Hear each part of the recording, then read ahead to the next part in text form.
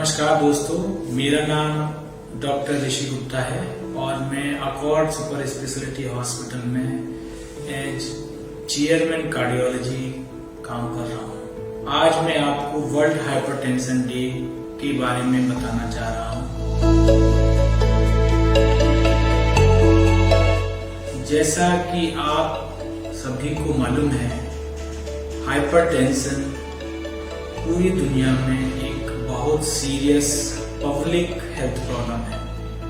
ऐसा माना जाता है कि पूरे संसार में करीब 1 अरब लोग ब्लड प्रेशर की बीमारी से पीड़ित हैं और WHO के अनुमान के हिसाब से करीब हर साल 8 लाख लोग इस ब्लड प्रेशर की बीमारी की वजह से मृत्यु को प्राप्त होते हैं। इसके अलावा जो बहुत बड़ी प्रॉब्लम है, करीब 42% लोगों को ही ये मालूम है कि उनका ब्लड प्रेशर हाई है। इसका मतलब 58% लोग वो हैं जिनका ब्लड प्रेशर बढ़ा हुआ है पर जिनको मालूम ही नहीं कि उनको ब्लड प्रेशर की बीमारी है। जिन लोगों को ये मालूम है कि ब्लड प्रेशर की बीमारी है, उन लोगों में भी केवल 5 में से 1 का ब्लड प्रेशर दवाइयों से कंट्रोल रहता है। इसका मतलब ये है कि हाइपरटेंशन एक साइलेंट किलर है। तो इसीलिए WHO ने इस बारी का जो मोटो दिया है वो ये कि आप अपना ब्लड प्रेशर मेजर करें, ब्लड प्रेशर को डायग्नोज करें, प्रॉपर ट्रीटमेंट करें और अपनी लाइफ को लंबा जिए। तो ब्लड प्रेशर को कैसे मेजर किया जाए? तो ब्लड प्रेशर मेजर करने के कई तरीके हैं। आप किसी भी लोकल डॉक्टर के पास जाकर अपना ब्लड प्रेशर चेक कराएं।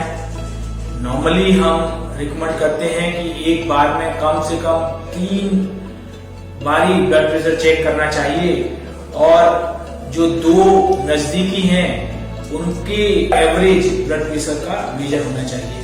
यदि आपका ब्लड प्रेशर ज्यादा आता है तो घबराएं नहीं। नॉर्मली कंफर्म करने के लिए हमारा उद्देश्य होता है कि हम इस ब्लड प्रेशर को कम से कम 2 हफ्ते के अंदर कई बार मेजर करें। यदि हर बार मेजर करने पे ब्लड प्रेशर ज्यादा आता है तब हम डायग्नोज करते हैं कि आपको हाइपरटेंशन की बीमारी है। ये हाइपरटेंशन की बीमारी किसी को भी हो सकती है। जैसे उम्र बढ़ती है वैसे इसका जो प्रिवलेंस है वो बढ़ता जाता है और जितनी ज्यादा उम्र हो उतने ही ब्लड प्रेशर होने के ज्यादा चांस होते हैं। तो एक बारी जब आपको ये डायग्नोज हो जाए कि आपको ब्लड प्रेशर है, इसका मतलब ये है कि इसका इलाज जरूरी है। तो जरूरी है कि आप कोई भी जो नजदीकी स्पेशलिस्ट है, हार्ट स्पेशलिस्ट है या इंटर्निस्ट है, उनसे जाके मिलें और सलाह लें कि भाई इसका कारण क्या है। नॉर्मली जब भी ब्लड प्रेशर डायग्नोज होता है तो हम कुछ बेसिक टेस्ट करते हैं जिनसे हमको ये मालूम पड़ता है कि आपका ब्लड प्रेशर किस वजह से बढ़ा हुआ है। 95% लोगों का ब्लड प्रेशर इसेंशियल हाइपरटेंशन से बढ़ता है, जिसका मतलब होता है कि आपके जीन्स में ही ऐसी चेंजेस हैं जिनकी वजह से बीपी आपका कुदरती उम्र के साथ बढ़ता जा रहा है।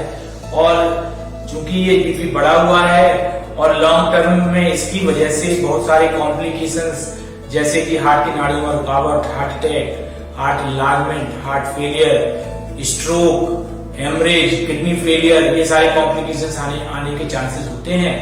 तो इसीलिए इसका इलाज जरूरी है। तो एक बारी जब आप अपने स्पेशलिस्ट से मिलते हैं तो वो आपको कुछ वो टेस्ट इंडिकेट करते हैं जिनसे ये मालूम पड़ता है कि भाई कोई सेकेंडरी हाइपरटेंशन तो नहीं है। सेकेंडरी हाइपरटेंशन का मतलब होता है कि ये ब्लड प्रेशर की बीमारी किडनी की बीमारी की वजह से हो सकती है, किडनी की नाड़ियों की रुकावट की वजह से हो सकती है, थायराइड के डिसऑर्डर की वजह से हो सकती है, एल्कोहल की वजह से हो सकती है।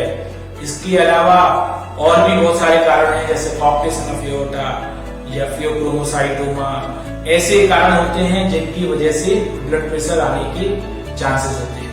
तो ब्लड प्रेशर को जब भी हम डायग्नोज कर लेते हैं तो उसका जो ट्रीटमेंट है वो रेगुलर होता है। उस ट्रीटमेंट को आप रोकना उचित नहीं है। बहुत सारे पेशेंट्स मुझे कंप्लेंट करते हैं कि भाई क्या इसकी दवाई जिंदगी भर जरूरी है।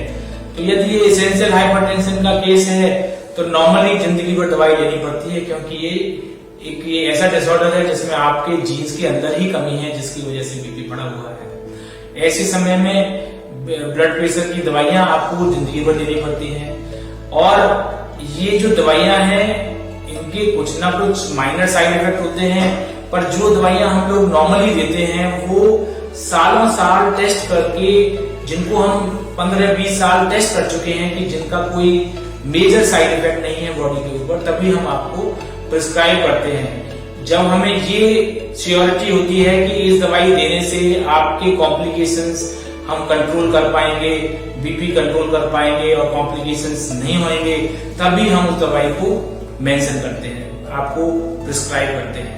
दूसरा बड़ा इंपॉर्टेंट पार्ट होता है कि जब हम दवाई प्रिस्क्राइब करते हैं तो वो दवाई आपको रेगुलर लेनी होती है। इसके अलावा आपको रेगुलर चेकअप कराना पड़ता है। रेगुलर चेकअप क्यों जरूरी है? 2-3 कारणों से जरूरी है। एक तो ये इसलिए जरूरी है कि हमें ये कंफर्म हो जाए कि ब्लड प्रेशर आपका कंट्रोल चल रहा है। और दूसरा इंपॉर्टेंट कारण होता है कि जो ब्लड प्रेशर की दवाई के सर्टेन साइड इफेक्ट्स होते हैं जो आपके डॉक्टर को मालूम है, तो वो उनकी मॉनिटरिंग करता है। यदि उसको कहीं पे लगता है, कोई ऐसा इंडिकेशन दिखता है कि भाई कोई साइड इफेक्ट आ रहा है, तो वो उस दवाई को चेंज करके दूसरी दवाई में ला सकता है। आपकी सिचुएशन के हिसाब से आपकी दवाई निश्चित की जाती है और इस दवाई को लगातार दिया जाता है। इतने सारे पेशेंट्स हम देखते हैं, मैं आपको इतना ही विश्वास दिला सकता हूं कि ब्लड प्रेशर या हाइपरटेंशन के इलाज में कोई प्रॉब्लम नहीं है। अधिकतर पेशेंट्स दवाइयों से बिल्कुल कंट्रोल हो जाते हैं। कई बार दवाइयां आपको ज्यादा लेनी पड़ती हैं। यदि ब्लड प्रेशर कंट्रोल हो जाता है तो उस दवाई को हमें कंटिन्यूअसली लेना होता है। बीच बीच में चेकअप के लिए आना होता है, कुछ सर्टेन टेस्ट हमें कराने पड़ते हैं। और ये बिल्कुल निश्चित है कि यदि आपका ब्लड प्रेशर कंट्रोल में है तो आपके कॉम्प्लिकेशन रेट कंट्रोल में रहते हैं। तो जो बीपी का हमारा एम है, कितना बीपी रहना चाहिए, क्योंकि बहुत सारे पेशेंट्स भी मुझसे पूछते हैं कि भाई हमारा उम्र तो ज्यादा है, क्या 140-90 रखना चाहिए। तो आज के समय में जो हमारा आज एम है वो 140-90 नहीं है, हमारा एम है 120-80। पर कुछ स्पेशल सिचुएशंस में हम बीपी को थोड़ा सा ज्यादा रख सकते हैं। पर मेजॉरिटी ऑफ केस में यदि कोई साइड इफेक्ट नहीं है दवाई का, तो हमारा आइडिया होता है कि हम ब्लड प्रेशर को 120-80 रखें। तो ब्लड प्रेशर का जो इलाज है वो बहुत जरूरी है और उसकी दवाइयां कंटिन्यूस लेनी चाहिए और समय समय पर अपनी जांच करानी चाहिए। ब्लड प्रेशर के साथ में कुछ बीमारियां साथ साथ चलती हैं, जैसे शुगर की बीमारी है, कोलेस्ट्रॉल की बीमारी है या यूरिक एसिड बढ़ा होना है। तो ये सारी प्रॉब्लम्स इसके साथ चलती हैं, तो इनका भी कंट्रोल करना कई बार काफी जरूरी होता है। तो ये निश्चित है कि यदि आप ब्लड प्रेशर कंट्रोल रखते हैं तो आप ठीक रहते हैं और आपके जो आने वाले कॉम्प्लिकेशंस को आप कंट्रोल कर सकते हैं। आज के लिए इतना, धन्यवाद।